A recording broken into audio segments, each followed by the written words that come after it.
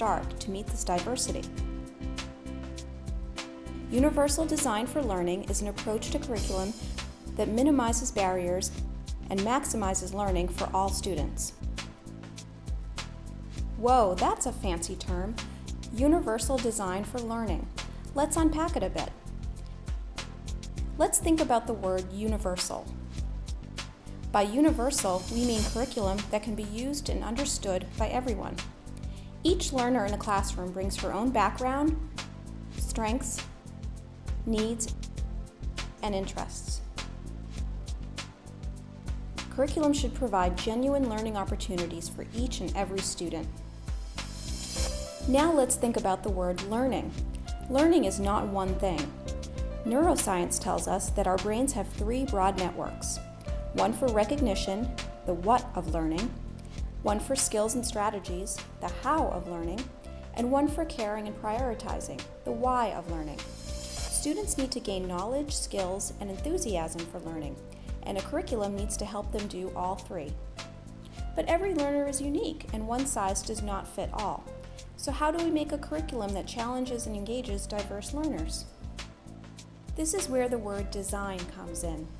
A universally designed building is planned to be flexible and to accommodate all kinds of users, with and without disabilities. It turns out that if you design for those in the margins, your building works better for everyone. Curb cuts and ramps are used by people in wheelchairs, people with strollers, and people on bikes. Captioning on TV serves people who are deaf, people learning English, people in gyms, and spouses who get to sleep at different times.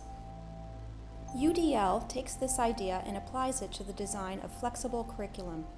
UDL goes beyond access because we need to build in support and challenge.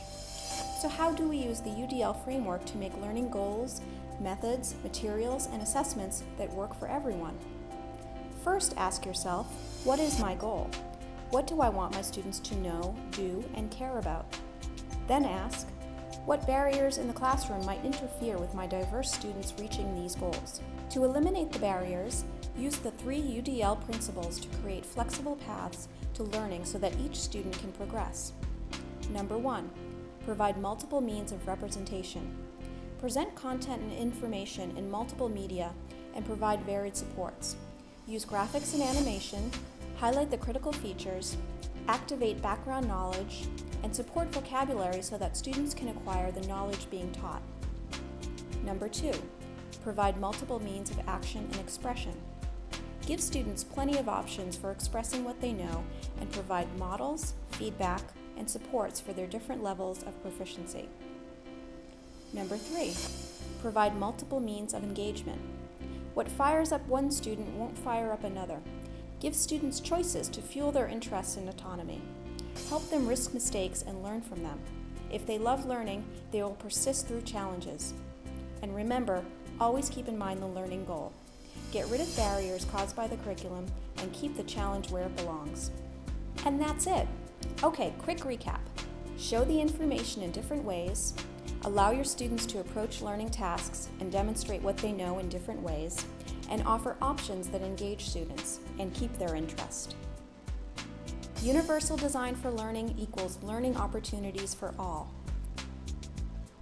For more information on UDL, go to www.cast.org.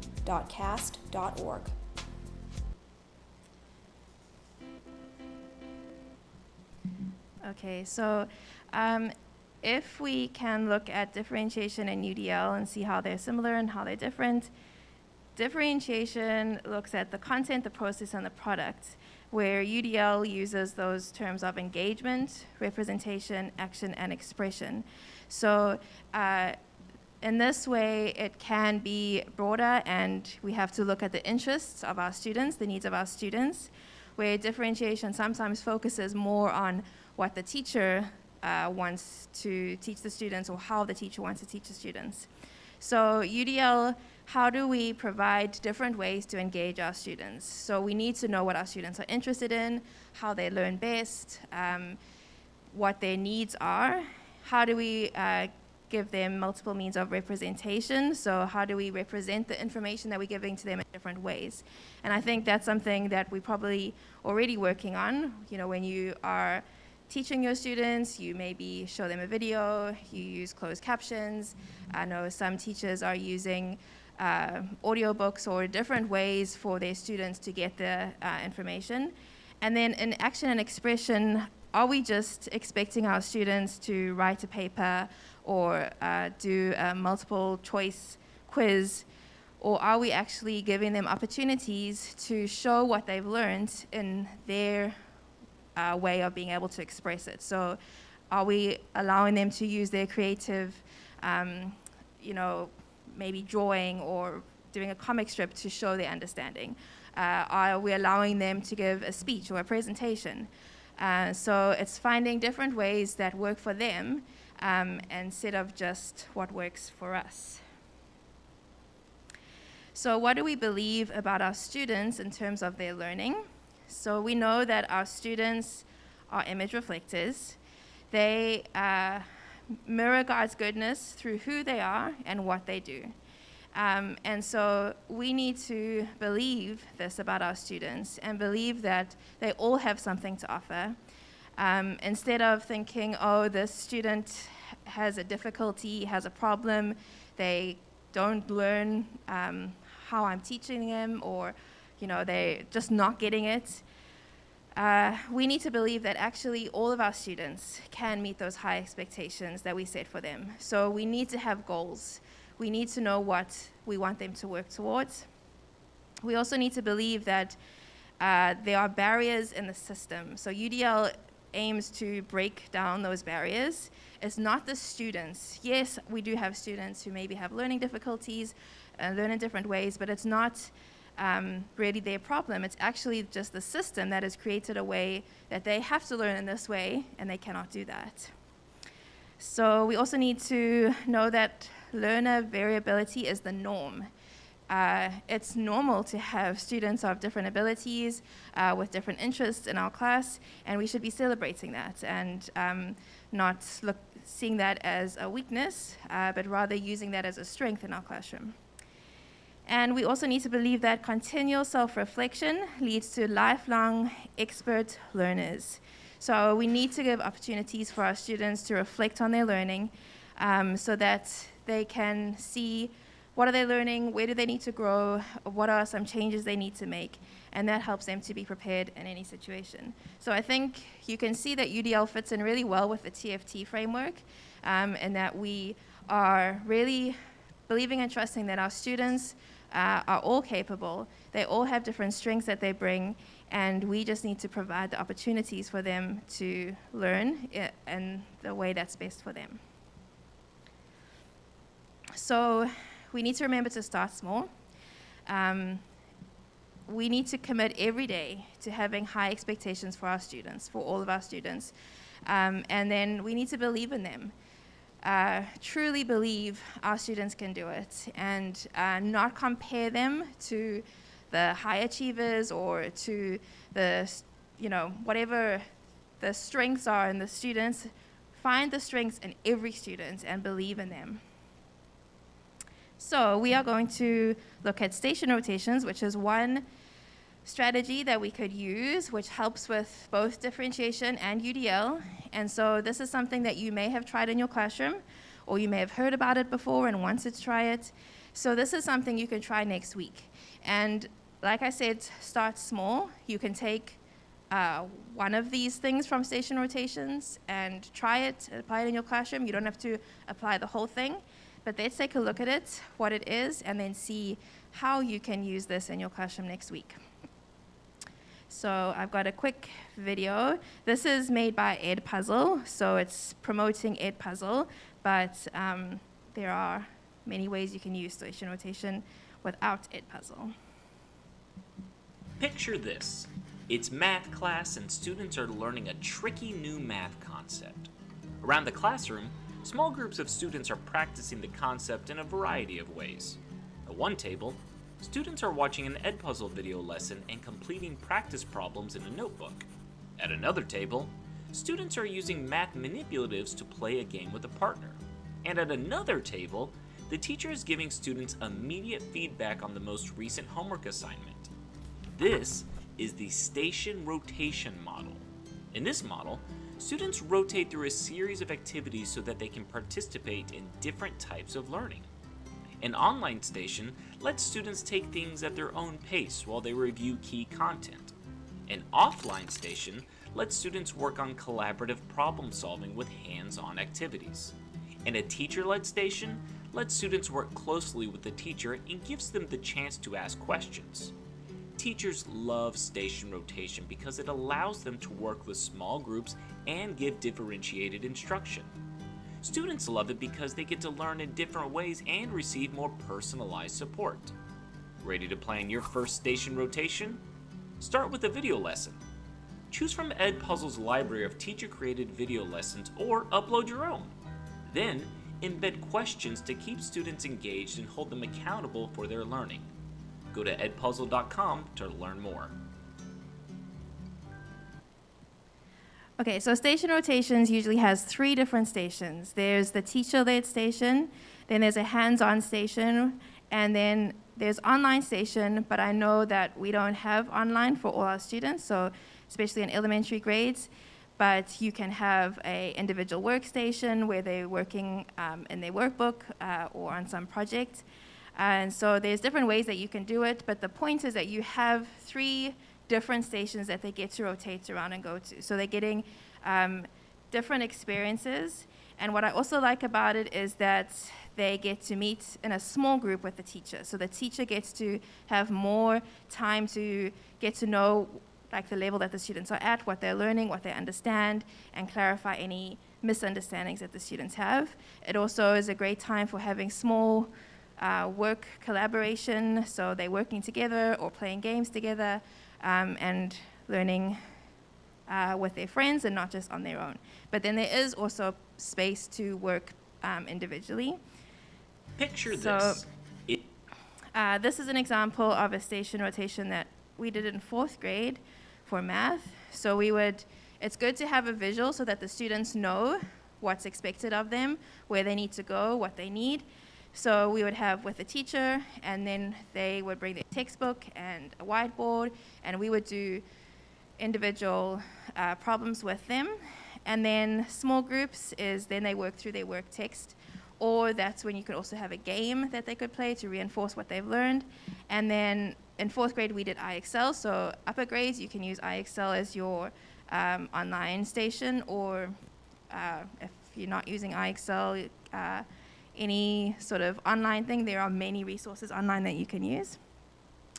And so I used to have a timer in the middle so the students knew how much time they had. So it was for 7 minutes at each station, and then they would rotate after 7 minutes. So you need to have it set up in a way that students know this is how long I'm going to be working, and when the timer is up, I need to move to the next station. So I had the different groups were shapes, and so the squares would know, okay, we're starting with iExcel, next we'll go to with a teacher. So then you need to teach them how to go around and where they need to go, otherwise it will be chaos trying to do the transitions. And then another example is having choice boards. So we want to give our students choices in their learning. So this is what I did, they can choose 2 of these options. Another way you can do it is you have a must do. So if I wanted my students to do iExcel, I would say you have to do iExcel, and then choose one of the other activities. So either do the seesaw activity or the 7-up sentences. And so that way the students are getting to choose how they learn best. So these were all different types. So one is like writing sentences, one is doing matching on iExcel, and another one was also, I think, I'm not really sure what it was, maybe a dragging and sorting. So you have different options for them. So what we're going to do now is we're going to try it. I've got a choice board for you, and so I'm going to send it to you on Slack. And there are 3 choices of how you can learn more about station rotations. So there's a blog post that you can read, there are videos you can watch, or there's an article to read. So you choose how you want to learn about it. I'm going to give you 6 minutes to do that. And then after you have learned a bit more about station rotations, we will do the concentric circle. and share the prompts that you will see on the choice board with the person opposite you. So if you go to Slack, I will.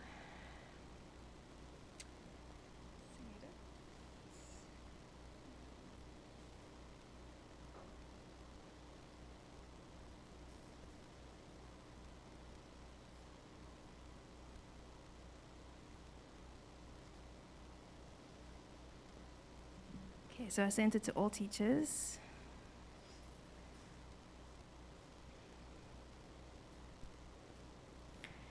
Okay, thumbs up if you know what to do. Do I need to clarify? Okay. So I'm going to give you 6 minutes. So choose which way you want to learn, and then you've got 6 minutes.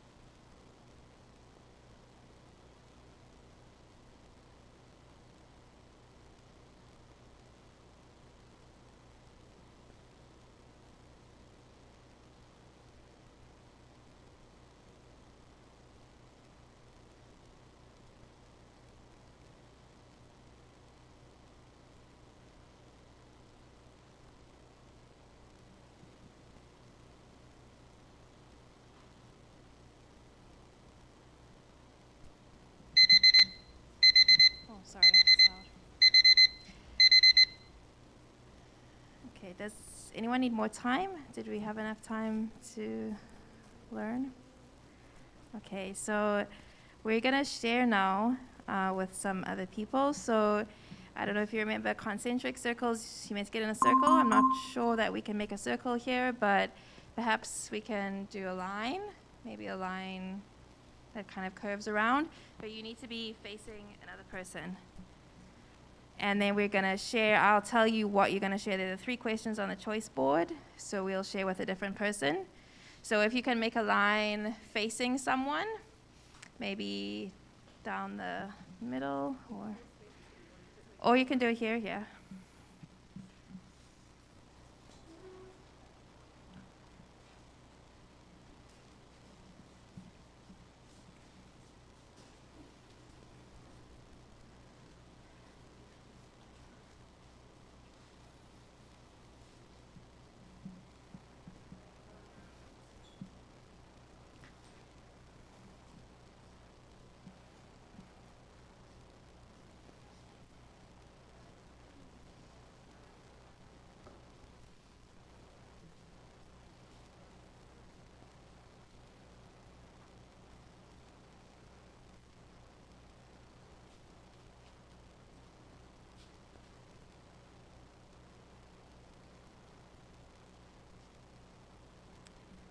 Okay.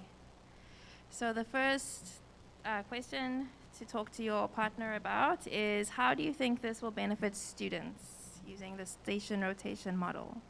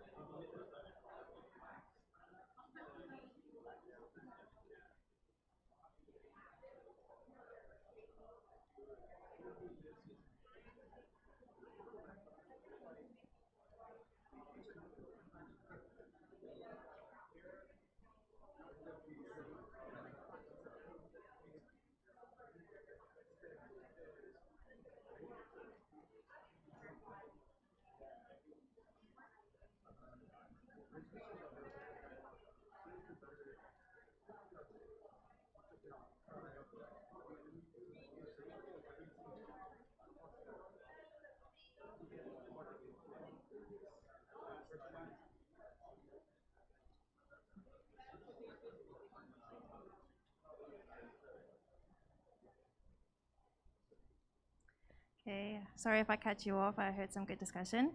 If you can move one person to your right. Oh, this line.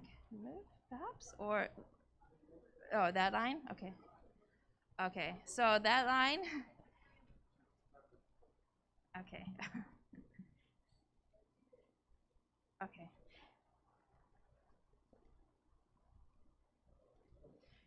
Has everyone got a partner? Yeah, there was one extra person. Sarah, you can.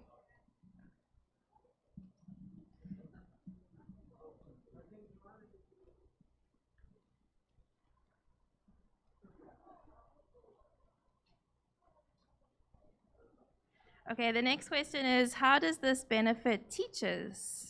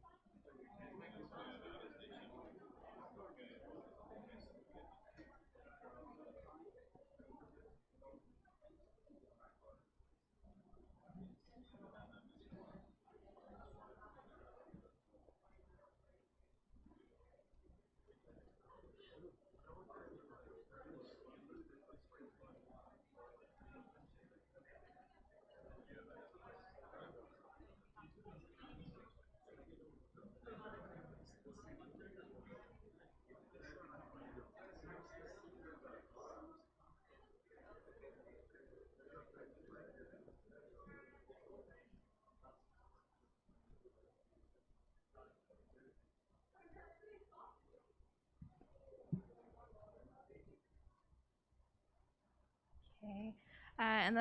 Then can you move one more person down? I think for me, you need to go there.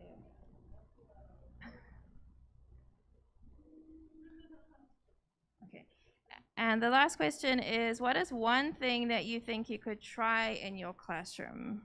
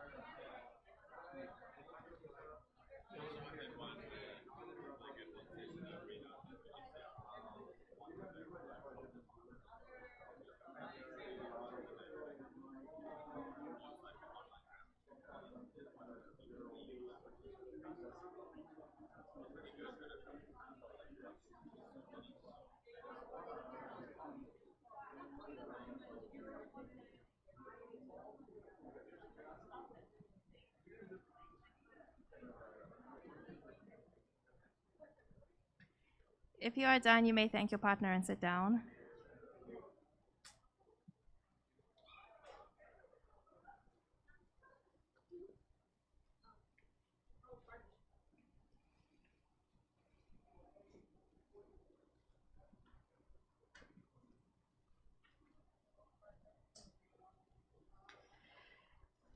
So I really hope that this is something we can use in our classroom. I'm sure there will be lots of good stories coming from it. Maybe there'll also be some challenges that you face.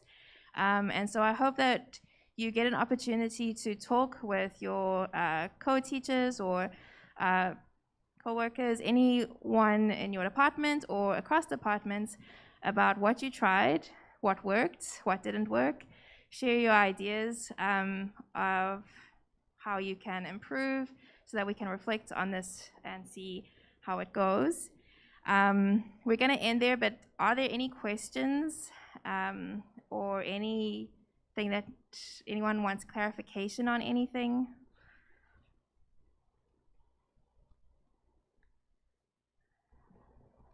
Okay. Well, thank you for your time, and I hope that this is something, this differentiation we can build on so we can continue to learn more strategies that we can use in our classroom.